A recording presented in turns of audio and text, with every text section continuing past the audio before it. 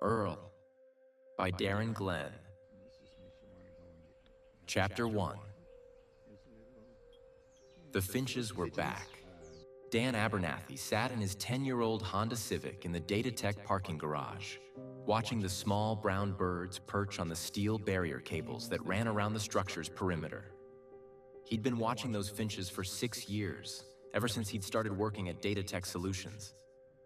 Sometimes he'd eat lunch in his car, scarfing down a turkey sandwich while they hopped along the cables, chattering to each other in their high-pitched chirps. They were house finches, Alicia had told him once when she had met him for lunch. The males have the red on their heads, she'd said, pointing at one. They're actually not native to Colorado. They were introduced from California in the 1940s. Dan had loved that about Alicia from the day they met.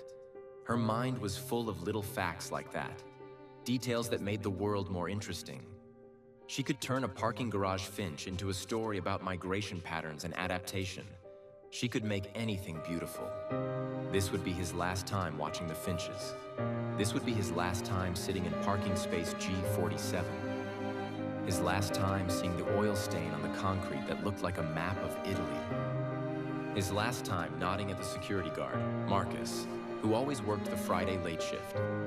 Because Dan didn't work at Datatech Solutions anymore.